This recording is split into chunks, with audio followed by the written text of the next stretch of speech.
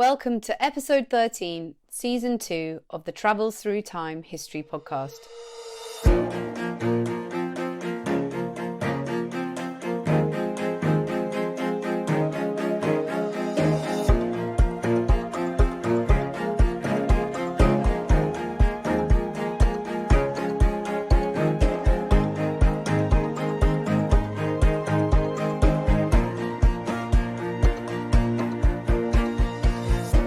Hello, I'm Violet Moller. In this episode, we're going back to 1939, one of the most dramatic years of the 20th century. The queen of food historians, Dr. Annie Gray, is going to take us behind the green baize door of number 10 Downing Street to meet a remarkable woman called Georgina Landemare. Georgina worked as Winston Churchill's cook for over 15 years, and her fascinating life story is the subject of Annie's latest book, Victory in the Kitchen, which traces her meteoric career from teenage nursery maid to one of the most celebrated cooks in the whole country, an unheard of achievement for a working class woman at that time. They say an army marches on its stomach, and this was certainly true of Winston Churchill, who really loved his food. He was especially fond of beef, which he always ate rare and often for breakfast. So it is fitting that when I met up with Annie the other day at her publisher's, we were right next door to Smithfield Market, which has been the centre of the London meat trade for over 800 years. Annie has many strings to her bow. She's the resident expert on BBC Radio 4's The Kitchen Cabinet. She is a research associate at the University of York and the author of several best-selling books, including The Greedy Queen, about Queen Victoria's love of food. Welcome to Travels Through Time, Annie. Thank you very much for having me. Before we find out about Georgina's life, I was wondering if you could tell us a bit about how you found her and came to her as a subject. I was in the unenviable position that authors sometimes drop into, where they have to come up with an idea. And it's really hard to come up with a really good idea for a book, because you want something that you can live with for over a year, writing it, researching it, and then later on publicising it. You want something that people will be interested in. And I write books for a general public who don't necessarily have specialist knowledge, who just want something that's going to be a cool read. They're not necessarily particularly even interested in the period, they just want something that's fun. And also, I'm a food historian and a social historian, so I sort of knew I wanted to write about food, obviously, and I kind of have this burning desire to write about women as well. I think women tend to be still very underrepresented in history writing, and especially when it comes to servants and below-stairs lives. Partly, I have to admit, because they're really hard to research. So I went to the Jane Grigson Library, which is in Oxford Brookes, and sort of stood there and hoped that something would jump off at the shelves. So they're going, oh, look, this is really interesting. This cookbook looks lovely. I don't know what I'm doing. And I came across Georgina's cookery book, which she wrote in 1958, Recipes from Number 10. I thought, this is really interesting. This is lovely. Put it back on the shelf. Thought, I'm sure someone's written about it, because quite obviously, Winston Churchill, there's loads of interest in him. This was quite clearly a key figure. Absolutely would have been covered. And it turned out that it hadn't. No one had written about Winston Churchill's domestic life. No one had written about his servants at all. There are 1,000 biographies of Winston Churchill, and very, very few of them even mention his servants, which I think is criminal, especially in this day and age, where really the wealth of historical material that is out there, new books all the time, really groundbreaking things like Hayley Ribbenhold's The Five, showing that the lives of ordinary, in inverted commas, people are just as rewarding to read about and just as interesting as anything else. So I got in contact with Georgina's granddaughter, who is still alive, who is 76 and Britain's oldest Ironman competitor. Wow. So the genes run in the family. And she was delighted that I wanted to write about her nan. She said she'd tried but couldn't really get beyond really the starting block because there's so little information. I like a challenge. So I thought, this is brilliant. This is the life of a woman who is clearly at the top of her profession, who was quite groundbreaking, because women at that point working at that level in cookery were relatively rare still. And it gave me a chance to talk about domestic service and 20th century food. So when I wrote about The Greedy Queen, some of that really was to talk about Victorian food and put that into perspective. And with this one, I also tell the story of 20th century food and the changes that happened. So it kind of rolled loads of things I wanted to write about into one.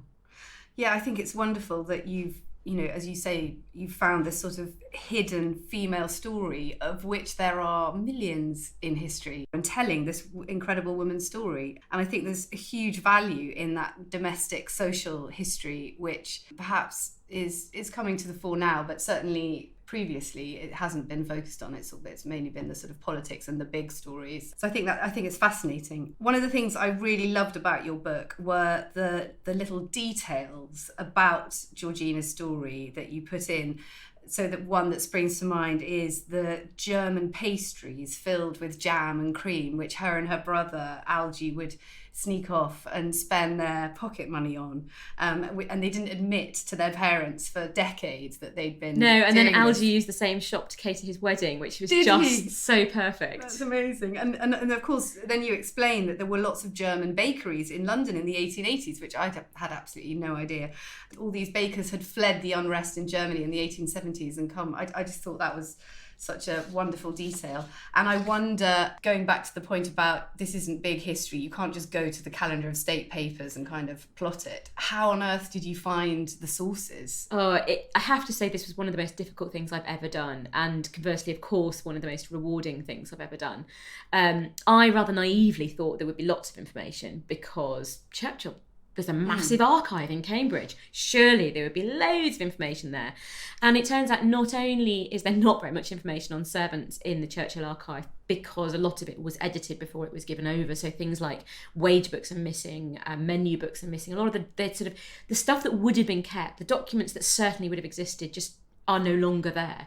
There's lots and lots of minutes of meetings and drafts and redrafts of letters to important men talking about important things to do with war, but very little to do with the people who are actually running the household. And do you think that's because someone went through it and said, this isn't important stuff, we're going to throw it away and not bother Yes, I do. it? I assume Clementine Churchill or possibly even Mary Soames, who went through the archive as well, decided what was and wasn't important. And there may also have been a level of attrition at the time. I mean, one of the sources that was lovely to read were the menu ledgers that were kept, so a daily record of what was eaten. I used similar sources a lot for Greedy Queen, but in this case, there's one for 1937 to 8, nothing for the whole war, a staff menu book for 1946, and then the sort of sporadic bits in the 50s. So really, those would have existed, but they may just have been lost. These are just tiny little exercise books. Yeah, ephemera. That no one would have thought were interesting. I mean, I managed to trace the cookery books that Clementine Churchill had on her own shelf through the notes that she'd made in those menu books. Those cookery books no longer exist. They may be on a shelf somewhere at Chartwell. They may just have got lost. Let's give the archive all of these books that belong to Winston Churchill, the great man himself. But these ones, the domestic trivia, the fiction, the equivalent of the trashy crime fiction, no one's interested in that. So there was a genuine way of curating Churchill's life after his death, and a really concerted effort to do that, I think, consciously or subconsciously. And that means that a lot of the stuff that I would have loved to have used just wasn't there. That's really interesting. And I suppose it's all about Churchill rather than his wider family and household. Yes, and even Clementine, his wife, almost deliberately sort of took herself out of that archive. So it is very much focused on Winston himself. Georgina was completely complicit in this. So when she wrote her cookery book in 1958, she didn't put herself in it at all. Modern cookery books, we are very used to them being sort of slightly autobiographical. So if you read a book by Nigel Slater in particular, Diana Henry, Catherine Phipps, any of these people who are writing brilliant cookery books, you read them and they'll say, well, I was doing this at this point, or I came up with this recipe because I used to live in wherever. So we're very used to that idea that a cookery book is also a storybook. Recipes from number 10, Georgina has stripped herself out. There are no introductions to the recipes. They're just really basic prose, and you get almost no sense of character. So she was complicit in the fact that she's invisible in some ways. But it turns out, of course, no one's completely invisible. So she kept a memoir, which she wrote down in the 1970s. And then in 1978, she tore it up into little pieces and put it down the sink because her daughter, who was dying of breast cancer at the time, and her son-in-law told her life wasn't valuable. She was a servant who would be interested. And it was a horrible time in the household. Tensions were running very high, as you can imagine. And it was also indicative of an attitude in the 70s whereby domestic service, which so many people's parents and grandparents had been in, was regarded... It wasn't quite shameful, but there was this real tension around how you saw domestic service. Was it good? Was it bad? So she ripped up her memoir and put it down the sink. And 26 pages were saved by her granddaughter. But they only cover the first 13 years of Georgina's life. They're really good. Her memory was absolutely razor sharp. And bear in mind, she was 95 at the time. So there's that, which gives you a vague idea of the early part of her life. And then, of course, there's the usual official records like census data, electoral registers. She also recorded a programme with Joan Bakewell in the 1976, I think it was. So there's 15 minutes of Georgina on screen talking about her life. Oh wow, so it's film, not radio. Yeah, this is for film. So she's there, and it's her birthday, and she's really, really reactionary by that point, as many old people are, but bright as a button and absolutely amazing to listen to. So there's that fragment where she's mainly talking about the war years. But it really was sort of CSI history with this, researching the life of someone who was working class, who was a woman. And actually, in some ways, the 20th century is more difficult than the 19th because, of course, we don't have access to the census data after 1911. Right. So that middle period of the century, she's virtually invisible. And it really was a question of teasing out tiny references in her manuscript recipe book that she kept and things like that. And I suppose a vast knowledge of food from that era and the aristocracy of that era, that was kind of crucial. So knowing that little tiny references could be extrapolated into longer paragraphs based on what was the norm for a cook, or in the case of Paul, her husband, for a chef in France. Yeah, well, you did a very, very good job. It's a beautifully told story. And just to touch upon something that you mentioned then, Georgina was born in 1882, and so she lived through this period of enormous change, 2 world wars, and enormous change in the number of people who worked in domestic service. And so when she was born in 1882, thousands of men and women and children worked for wealthier people in their houses. And as with other professions, children would often follow their parents in their parents' footsteps and get the same kind of jobs. And sometimes the same family would have worked for the rich family for generations, especially in rural areas. I think that's sort of fascinating how there was this connection. And Georgina's aunt was a lady's maid, and her father, Mark Young, was a coachman. So I suppose that for her, getting a job in service would have seemed quite natural, and she could also make use of their contacts. Can you just give us a brief overview of the trends of domestic service and how it would have been when she first started working, what kind of jobs there would have been, and how many people would have worked in different types of households? I think the history of domestic service, especially when it comes to women, really is the history of women, because if you were not a servant, you were probably a servant keeper. Very, very few women would have been neither at some point in their lives. So it's one of those things where that's like sort of saying summer office work today. It's a fascinating area. I mean, Georgina was born just at the point where domestic service was starting to be very problematic, where there were a lot more middle class families that wanted to employ servants, and where there was a lot of angst about servant keeping. And she was the last person in her family to go into domestic service. Her mother had been a kitchen maid, her father was a coachman. And one of the things I found fascinating actually researching the book were these networks, the way in which servants got into households. So in the village that she was born in, Oldbury, there were 3 or 4 crucial families, and then there were the Rothschilds down the road. And you could quite clearly see these networks building, and how people got employment was through these aristocratic connections, really. You mentioned that the aristocratic families would sometimes function as godparents, would stand as godparents to the village children. Yeah, and then stand them in their first job or provide a reference. There's so much that isn't recorded about jobs, especially for girls, because the norm was that you would start as a day girl, you'd need to gain experience. So Georgina started, her first job was as a nursery maid for a family called the Gwynns, and she went off and did that for a bit, and then she came home again. So that it wasn't as if a girl left home and that was it, she's gone. They would gain experience in various different areas. And when she decided to become a kitchen maid, she must have been quite focused very, very early on, because she went straight into a household that employed 6 people in the kitchen. It's probably 14 or 15 servants overall, and that's really rare. Do you think she was already interested in cooking at that age? I mean, She said she was. Was there anyone who might have taught her how to cook? Well, her mother had been a kitchen maid and clearly was a very good cook, because you wouldn't have worked your way up in that position otherwise. And I think she had this idea of some form of sort of hereditary idea of cooking. She was certainly interested in food, although the memoir, because it was written down at the end of her life, of course she's emphasising the food bits in it because of what she's done for a job. So whether or not, as she says when she's older, she was constantly thinking about food, about pastries, about coming home from school to get food at home and then going back to school and having the rest of the soup that the people who had food at school had, all of those things she talks about. But whether or not that's her looking back as a cook at her early age, or whether or not actually as a 9-year-old she was that obsessed is harder to tell. But she certainly felt that was a thing she wanted to go into, and she must have felt that it was a thing she wanted to go into in quite a serious manner. Most servants worked in very small households, so 75% of the households that employed servants only employed 1 or 2 people, and that's your kind of norm in terms of servant keeping. Right. Then you've got the households who have, say, 4 or 5 servants who are kind of upper middle class, and you go up and up and up until you get to the royal household where there's hundreds. She started in one that was already very prestigious, and she never ever worked in small households, so she's already in the top 10% of servants. She's already working for very prestigious homes. She started as what she called number 6, so the scullery maid, and like all people in her profession, worked her way up steadily through the kitchen hierarchy, moving houses at each step of the way. It was very difficult to gain promotion within a house, because if you made cook somewhere where you'd been maid, you're not going to have any discipline. All the maids would be like, yeah, but you were one of us 2 days ago.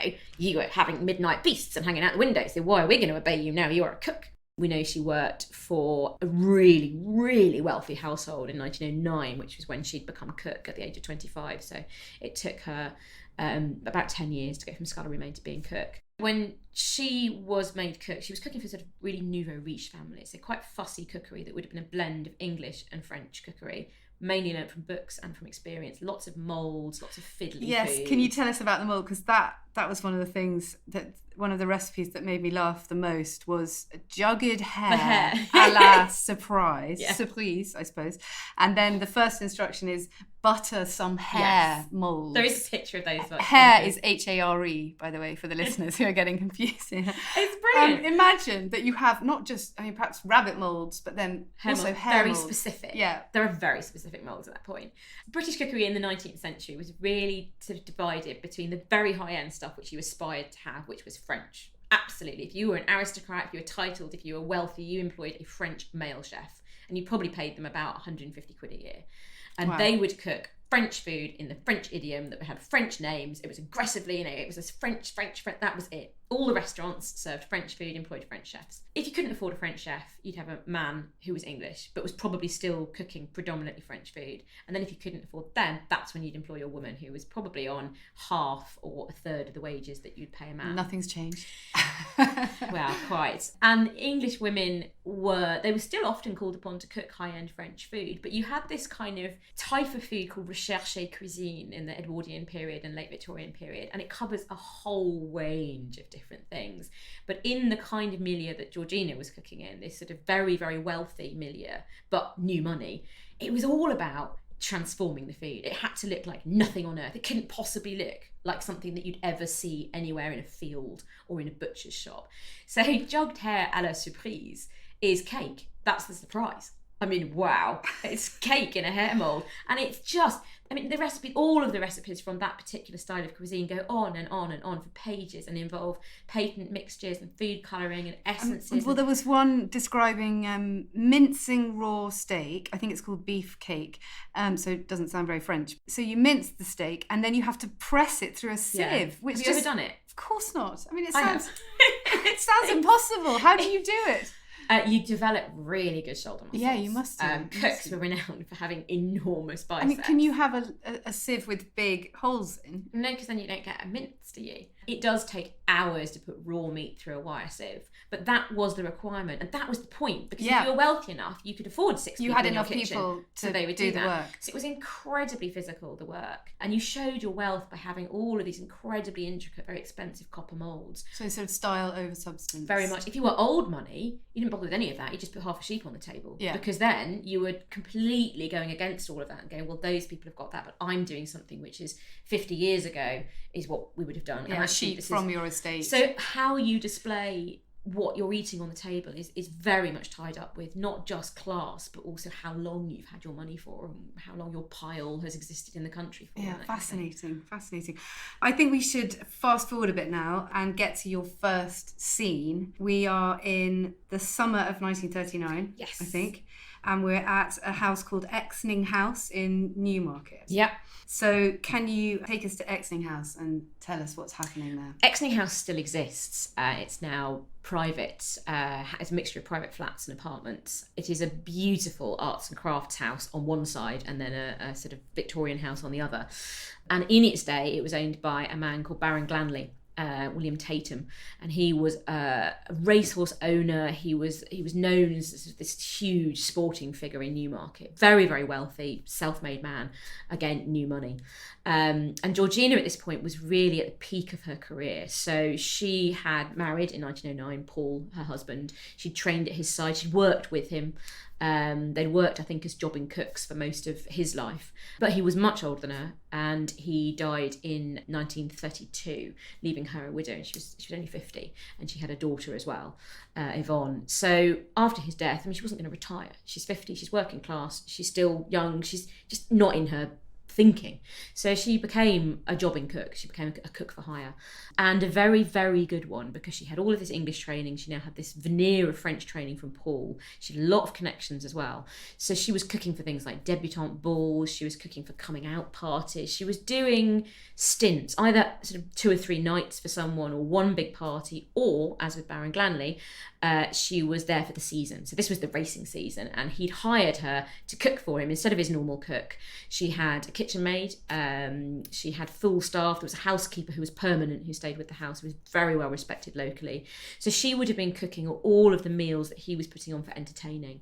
He had 2 houses in Newmarket, and he owned a really good stud. So this would have been very, very prestigious stuff. Really huge meals, and every single one, of course, would have had to be absolutely magnificent. This is not just throw me together a quick toasty because I was having a snack. This is put on my 11-course meal, please. And can you give us a flavour of what kind of things they would have been eating? So can you contextualise it in the styles you describe, with the very fussy, doesn't taste that nice? Yeah, a lot of that fussy stuff died a death. It didn't really survive the First World War, because how could it? You looked back, rationing, and also just, I think, realism. When you look back from 1920 at 1913, the idea that you could do that, it just seems such a waste when half the country's dead or maimed. Yeah. And the 1920s, we often think of them as roaring and full of jazz and cocktails, but wherever you went in the countryside in particular, you would see displaced men who couldn't settle. The homeless problem was enormous, because you had a lot of what we would now call PTSD. Yeah. You had people who had lost limbs, who were disfigured, who couldn't hold down a job, who didn't feel settled within 4 walls. It was an enormous time. You couldn't miss the impact of the First World War. And this went on for, of course, years and years and years. And then you had the Depression that came in as well. So the food did become much more muted between the wars, and even those people who could still afford it, and there were a lot, and there were lots of new people coming on the scene in the 30s who were buying country houses, who wanted to put on parties. The food did change. There was a lot more influence from Europe. There was a lot more influence from America in particular. There was a really nasty set of composite salads that crept in. There were things like... with fruit in. Yeah, grapefruit and mayonnaise. Ooh. And just some of the recipes from those, you just think, really, why would anyone ever do that? This was the era where the candle salad was invented, this was American as well, a banana set into a piece of pineapple with a piece of pepper as the handle, a cherry on top, and the whole thing was covered with mayonnaise. Oh, that sounds terrible. It sounds terrible. It looks worse. I mean, it's impossible not to look at it and start sniggering. I was quite struck by quite a lot of the food you described, just to me sounded really foreign and really hard to imagine how it would have tasted. And I don't know, I suppose I found that I was quite surprised that was the case. It does seem like the food we eat today, and I know obviously we're so lucky today with supermarkets and, you know, eating whatever we like. There's so much choice. But do you think that's right, that food combinations? It's a mixture, I think. We have this idea that a lot of our quote-unquote traditional foods were around in the 20s and 30s. So things like sort of bread and butter pudding and suet puddings, all those comfort foods that we sort of think are quasi-Victorian, quasi-20s, and they were, but they're very much middle-class foods.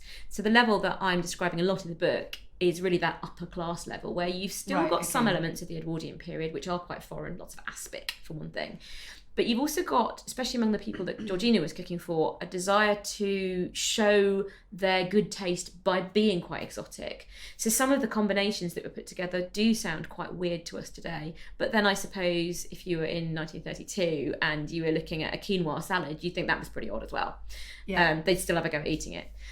So some of the foods are quite alien. Some of them, I think, they sound alien, but actually when you cook them, they're fantastic. Boodle's orange fool, which that's on my list to ask you about. So nice. What is it? Describe it. It's kind of, so I'm a real trifle hater. I think that soggy cake has no place on the table anywhere, and that is a hill I will die on. But Boodle's orange fool is like a nice trifle. Right. So you take sponge cake and you put it into effectively sort of boozy cream with loads of orange in, and it's really plain and simple. And it's just divine. You know, it's one of those dishes where, again, there are kind of 5 ingredients and it's just absolutely beautiful. And you have it on a summer's day as the sun is starting to fade as a sweet stroke palate cleanser. And it's gorgeous. Okay. The recipe's in the book, isn't it? It is, yeah. I will try and make it.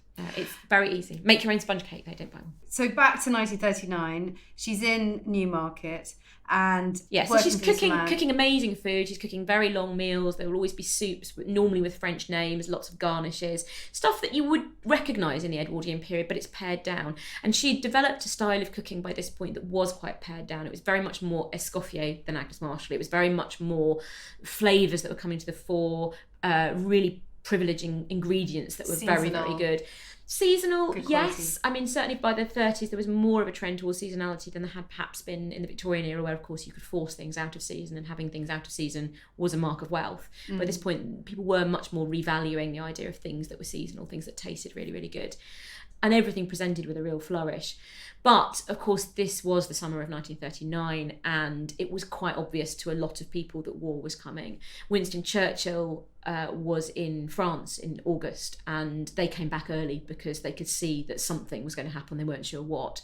And Mary Soames talked about seeing the French troops massing at the railway stations on the way back, and there was this sense of menace and of waiting because something was going to happen. It wasn't sure what. Yes.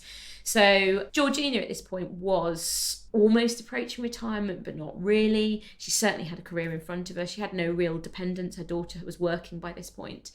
But she must have been conscious of what was going to happen because it was impossible not to be.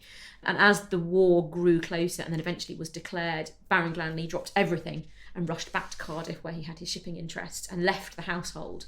So by the start of September, Georgina was still there in Exning House, but at a loose end, presumably packing up the house with the rest of the people. Still, I presume, salaried, because she would have been taken on. She'd already lived through the First World War. She was well aware that all those employment opportunities that she had, they would disappear. No one was going to be holding debutante parties in the middle of a war. Not. So from her point of view, she'd gone from being a cook right at the top of her profession. She'd cooked for all sorts of people, including the Churchills, who couldn't really afford her but had used her for a couple of weekends to cater for them at Chartwell. But she's now faced with this enormous decision. Does she try and continue to be a jobbing cook when almost certainly those opportunities will dry up? Or does she try and find an employer and go back into permanent service for the first time since 1909? I have to just quickly explain that we are slightly cheating with your year. It's a sort of 18-month period, isn't it, between July 1939. I hope the powers that be at Travels Through Time won't mind about this. So our next date is February the 2nd, 1940. Yes. And we're at Admiralty House in central London. The country is now at war. Georgie is working for the Churchills full time, so she's gone back into service.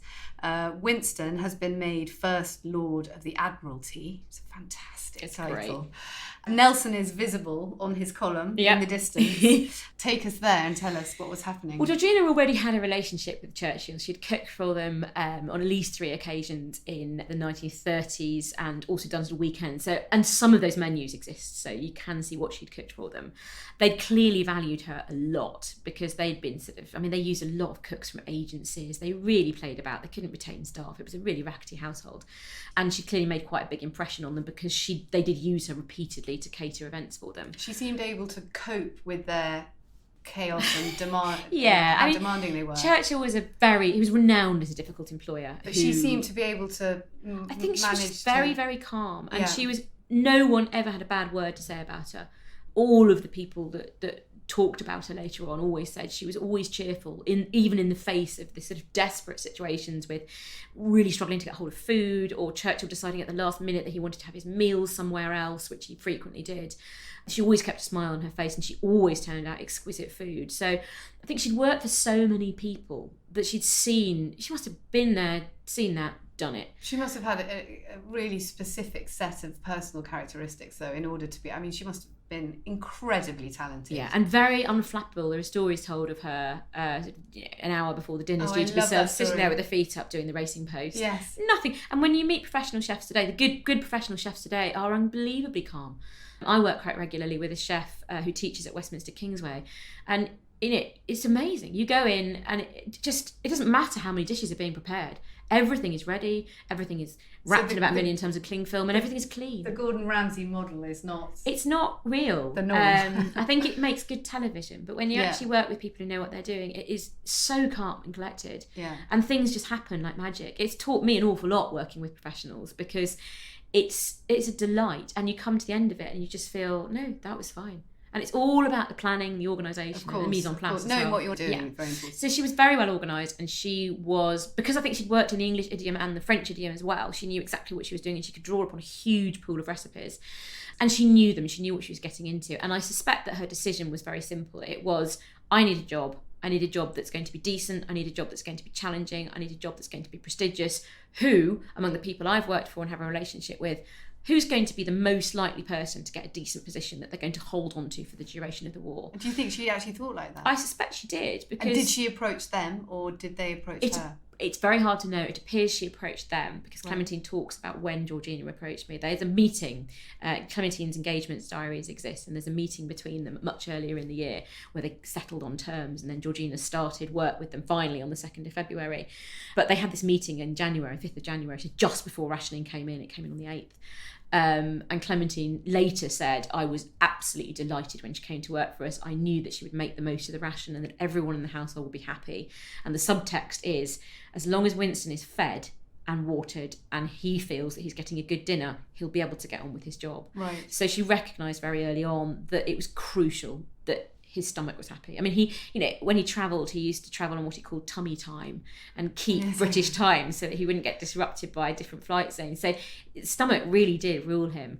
And for Georgina, going to work for them must have been huge relief, because this was one of only 2 men who'd been consistently against German appeasement. So it was quite clear he was going to get a good position in the government. First Lord of the Admiralty, obviously absolutely crucial.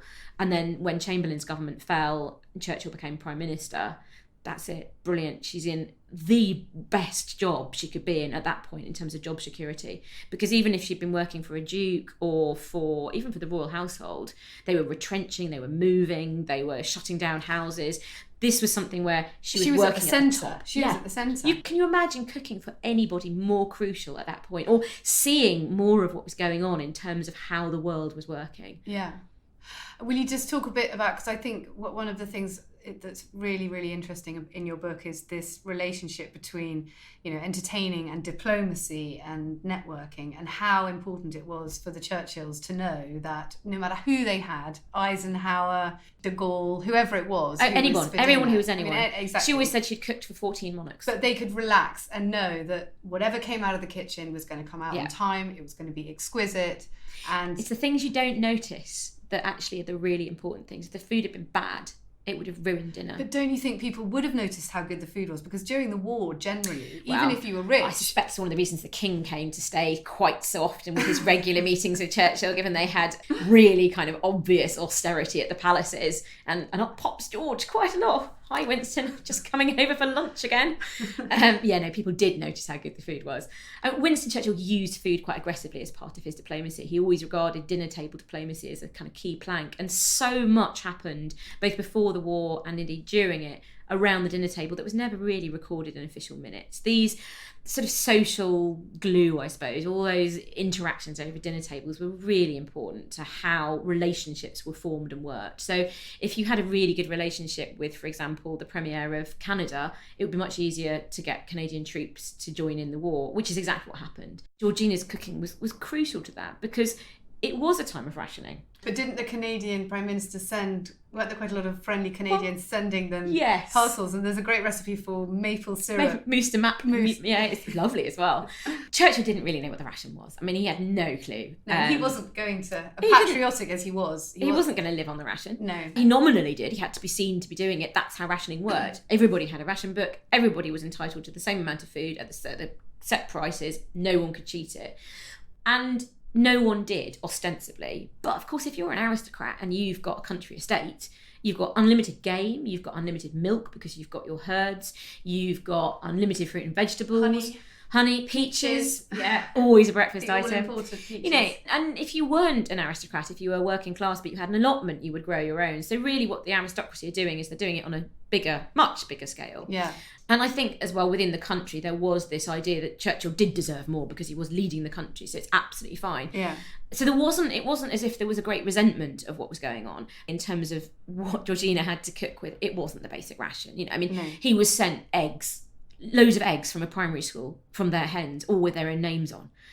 So this massive amount of eggs arrived. It's heartbreaking though to think of those poor primary school children who didn't probably have an egg living that on day. One egg every 2 weeks. Well, it's the contrast. You find war diaries where one woman lamented that she'd got her one fresh egg that she had for that 2 weeks and it was off, and that was it. He's got venison coming down from Balmoral because the king is sending him Balmoral venison. He's got game coming from there. And there are things, you know, even after the government stop people sending food parcels to relatives on the grounds that it's not good for morale, it's all right, because if you've got like the Air Force from America food arriving, is so important, isn't it? It's absolutely so important. And people's letters at the time obsess about food, about the fact they can't get hold of it. And actually, the Churchill's no different. It's just that they're thanking people for sending them crates of oranges rather than saying, "Oh, I wish I could have an onion." I haven't had an orange. Okay, so our third scene is a few months later, and now we're in Downing Street. Winston Churchill is Prime Minister, and there's a very dramatic thing that happens. Will you tell us about it, please? I think this is the thing that really cements their relationship in some ways, and certainly shows Georgie's work ethic and Winston Churchill's work ethic. So this is October the 14th, and it's right in the middle of the Blitz, and there's Blitz tourism going on. So if you read war diaries at the time, people get on the bus to go and see what's happened on Oxford Street. There's this idea of the Blitz spirit, which I think is not... It's been overplayed. There was as much pillaging and looting and people being terrible as there were people helping each other out. And I think, that's just human nature. And certainly there was a lot of, there's been a big building bombed. Let's go and have a look at the bomb site. And on the 14th of October, which was one of the heaviest nights of the Blitz, bombs fell very, very close to Downing Street itself. The Downing Street kitchen was in the basement, which a lot of kitchens were from Georgian houses, and it had this enormous plate glass window in it, both sides actually, and there's a kitchen table in front of the plate glass window, the ranges, dressers, all the rest of it, but you have to imagine this kitchen with this huge window. Georgina and her maids were preparing dinner, and the main dish they had on the go was a thing called a mousseline pudding, which was this incredibly ethereal, beautiful, it's gorgeous, light sponge pudding. And Georgina talks about this incident in the interview with her that she made in the 1970s. And she just says, well, I couldn't turn it out. I mean, it wasn't like a normal dessert. I couldn't have turned it out. It had to be done at the time. If it had been a normal one, I'd have turned it out. And apparently every night, Churchill would pop his head around the kitchen door and say, the air raid shelter is downstairs, the siren's going off, will you go downstairs? And she'd go, yeah, in a minute. And eventually he just said, if Mr. Hitler gets you, I won't get my soup. So this had become a bit of a running gag between them. Yeah. Now, he wrote about this incident as well in his memoir of World War II. And of course, his version is more grandiose. So he talks about having a sudden premonition that something bad was going to happen and rushing to the kitchen where Mrs. Landemare and her maid were working without turning a hair as the bombs fell around them. And I think the truth is probably somewhere between the two. He did have to tell her every night. But on this night, he said to her, you've got to go down to the shelter. And she said, no, I've got this pudding. And he said, come on. And they all went down. And then the bomb fell sort of metres away from Downing Street. And when they came back upstairs again, this plate glass window had exploded all over the kitchen. She would have died. And she said she owed him her life. But actually, she was just as worried about the fact that the table was covered with rubble. And of course, the mousseline pudding was ruined. Well, yeah, exactly. What happened to the mousseline pudding? But I think it does show the bond that they had, and the bond that was very, very real. He very much valued her skills, but also valued her personally. And when there was a document drawn up in 1940, which gave a list of all the people that would be taken out of London with Churchill in the event of an invasion, and only 2 domestic staff were named. So Georgina and Winston Churchill's valet, Frank Sawyers. So the fact that she was so important that she would have been taken out out of London with him to cook for him when they got whisked away to some unknown location, shows how crucial she was to that household. Yeah. And of course they were living together. I think that's another thing. Well, she was upstairs at Downing Street. The upstairs, downstairs thing. You know, they're all together in the same house. And even after they built the annex, which they did after the bomb incident, they built a sort of extra apartment, bomb-proof apartment, just over the road. Even when they built that, she probably had rooms there or was sleeping in the kitchen, or possibly she was still at Downing Street, but they were all very close. This was very much cheek by jowl living. The respect they had for each other was very, very clear from that instant. And then it just grew and grew and grew. And she ended up cooking for the Churchills for over 15 years, all told, because she retired and then kept coming back again.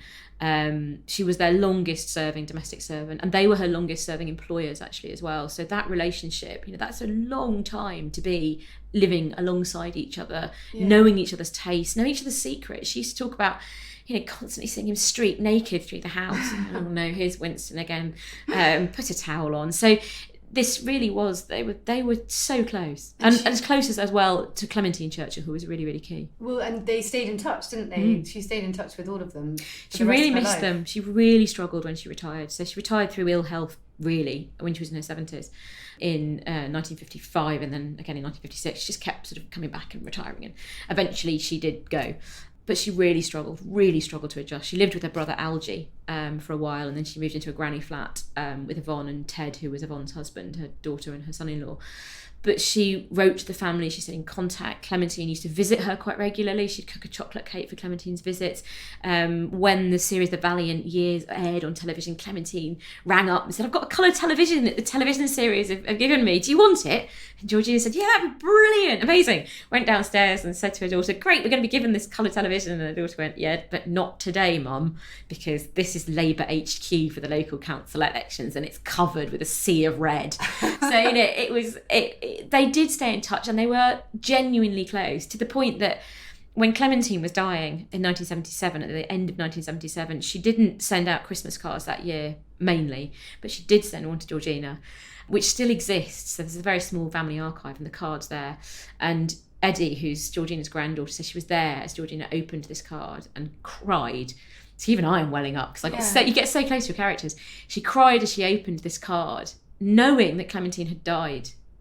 And she'd got the card after her death, and that finished her, and she died herself sort of 4 months later. So did she? They were it's a beautiful story in some ways of a woman who, in her own words, devoted her life to service, but felt that she got back as much as she gave, and that the relationships that she forged with people who were among the most important of their day made everything that she'd done worthwhile. So she thought her life worth celebrating.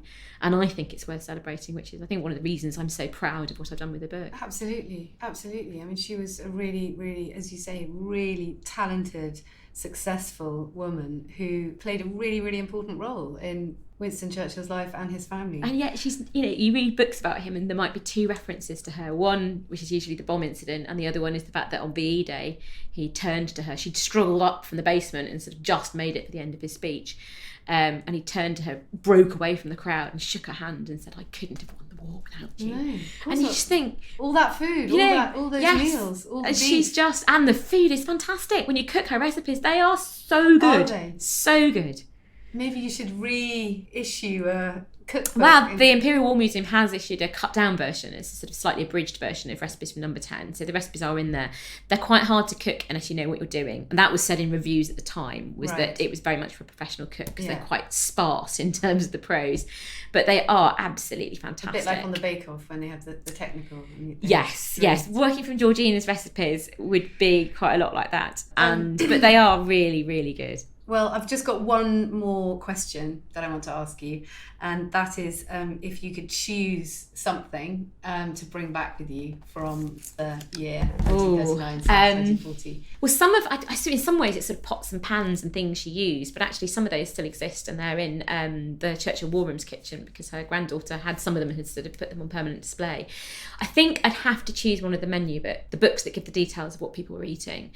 In theory, there's probably a staff menu book and a family menu book, so I'd like to be sneaky and bring back both of them, just so I can see what she actually was cooking, because there are diary entries that detail the kind of meals people had. Mary Soames in particular, her diaries are beautiful to read. She's such a joy. She's a teenager when the war breaks out, and they're just you're reading them and giggling and really living with the kind of highs and lows of teenage life.